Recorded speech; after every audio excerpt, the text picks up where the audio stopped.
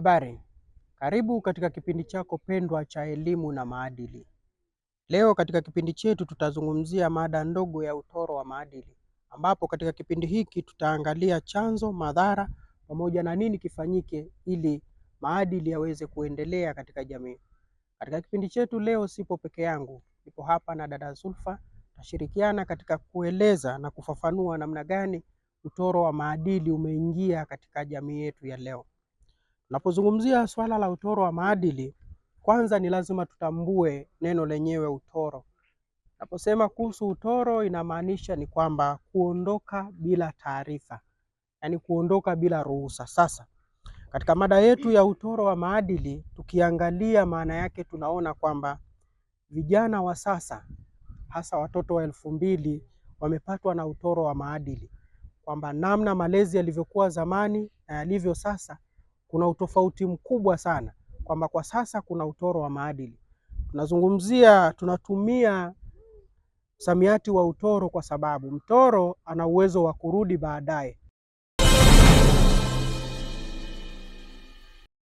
Kama alivyosema Jonas kwamba utoro ni kuondoka bila ya taarifa, na tunaona kabisa kuna sababu nyingi ambazo zinapelekea utoro au utoro wa maadili. Sababu hizo ikiwemo utandawazi na makundi. Tunapozungumzia utandawazi, tunazungumzia mitandao ya kijamii.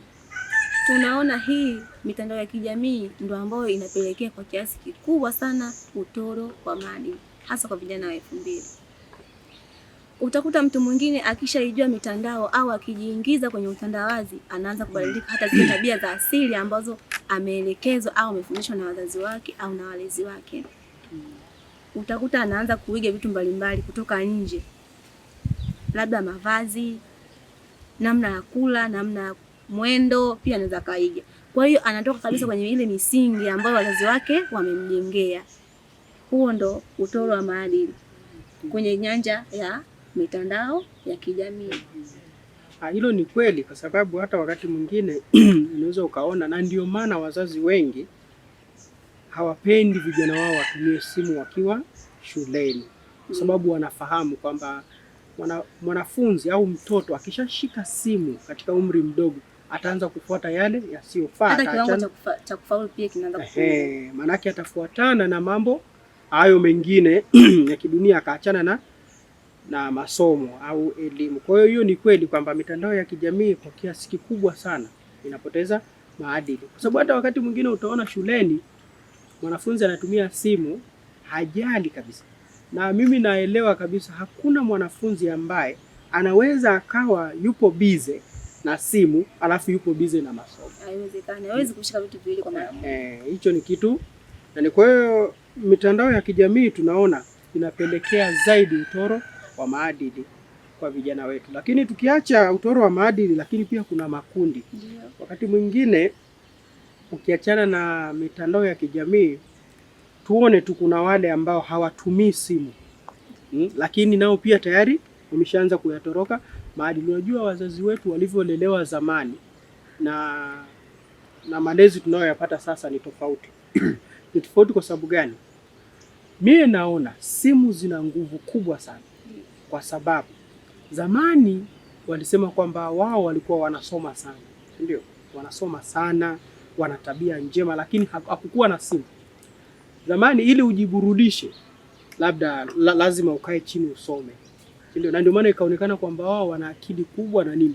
Sasa hivi kuna simu, ni kivutio, na kwenye kivutio maana yake kuna kishawishi, na kama kuna kishawishi hao wazazi, na ndio maana hata wakati mwingine unaweza kuona kwamba mzazi anasema kwamba yeye ameshindwa kumlea mwanae. Na mimi siamini kama kuna mzazi ambaye anaweza kumshindwa mwanae, kwamba eti ashindwe kumlea. Ni kitu cha ajabu sana. Kwa hiyo tunapozungumzia kitu kizima cha utoro wa maadili, lengo letu kubwa tunavyotaka kuangalia ni kwamba maadili ya zamani na maadili ya sasa ni tofauti.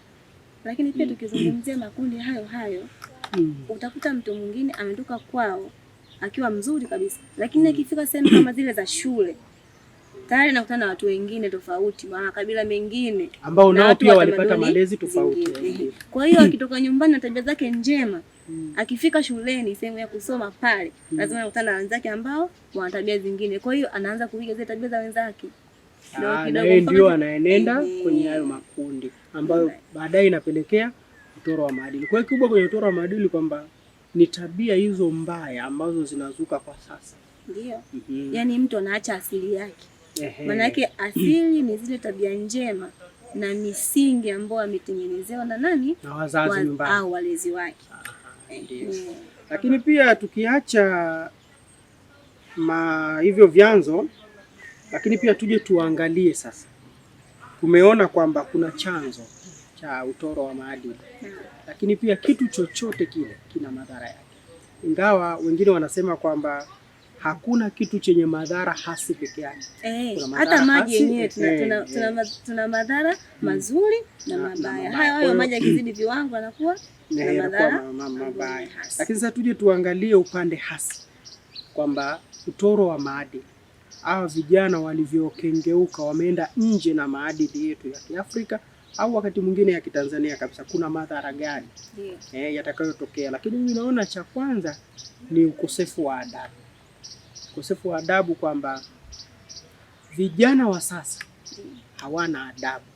Nikimaanisha kwamba kijana wa sasa hata katika vyombo vya usafiri tuje tuone kwamba leo hii kwenye daladala kijana akiona kwamba mzee amesimama hampishi.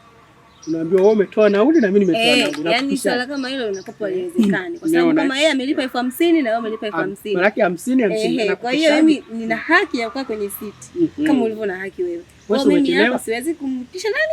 Mzee. Sasa huo ni ukosefu wa nini? Wa adabu. Zamani haikuwa hivyo. Zamani nilikuwa kumuona mzee lazima umpishe akae. Wewe usimame. Kwa sababu wewe ni kijana, una nguvu, lazima kuonesha adabu. Sasa hivi tena mimi nakwambia kuna shule fulani nilifika.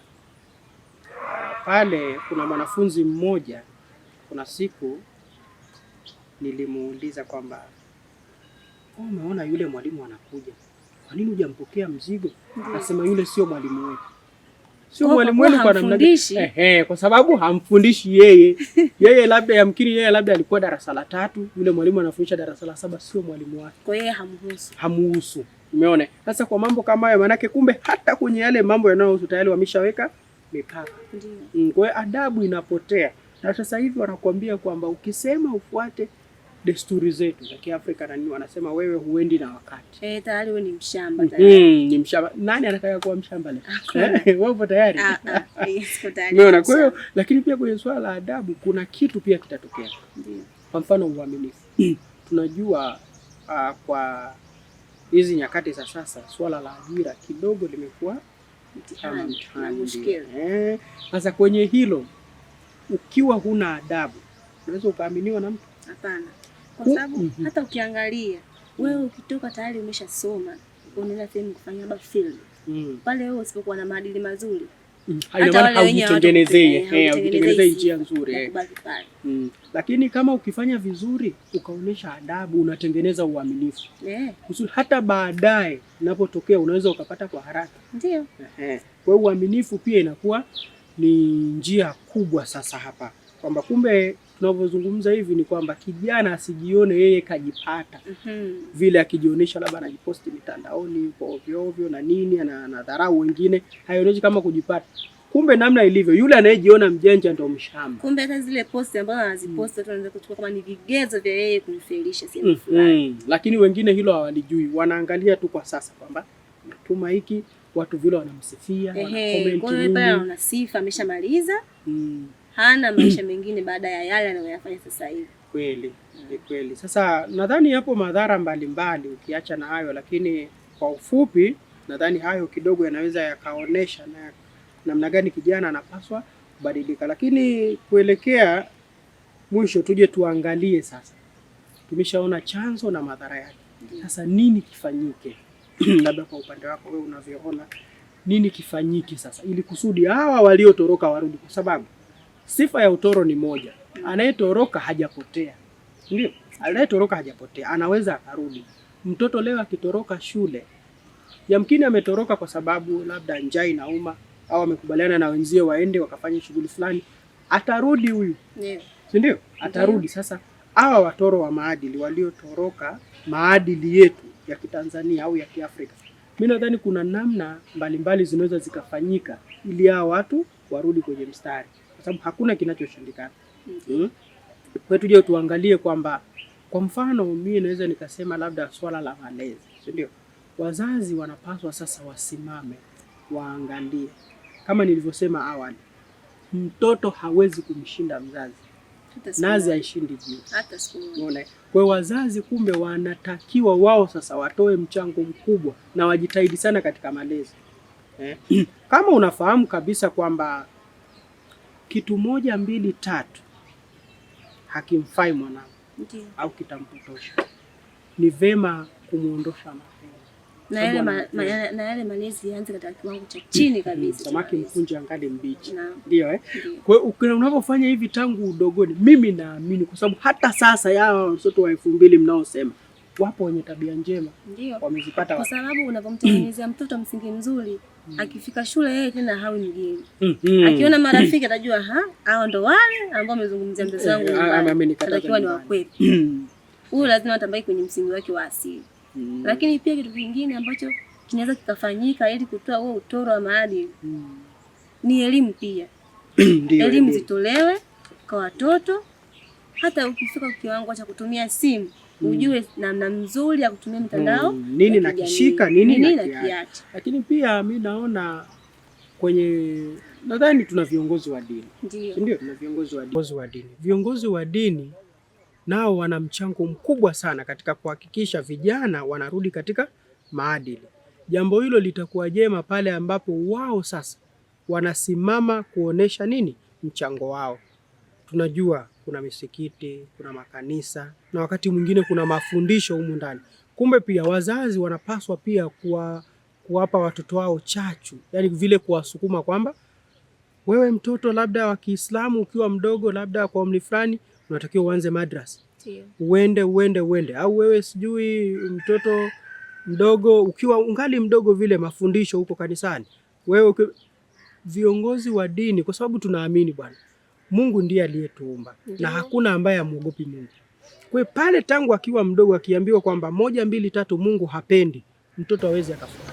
Kwa hiyo mtoto na mwenyewe atakuwa anafuata ile misingi ambayo dini yake imemfundisha. Kwa hiyo viongozi wa dini kushirikiana na wazazi wote kwa pamoja wamjenge nani? Wamjenge mtoto katika ile misingi ambayo inamfaa yeye na jamii yake kwa ujumla.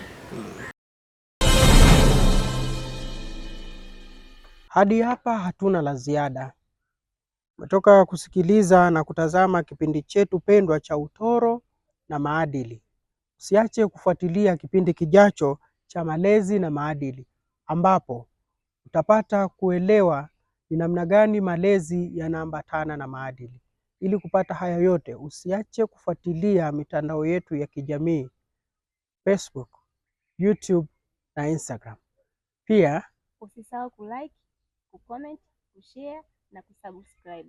Ulikuwa na mimi mtangazaji wako Zulfa Thomas pamoja na Jonas Hussein. Asante.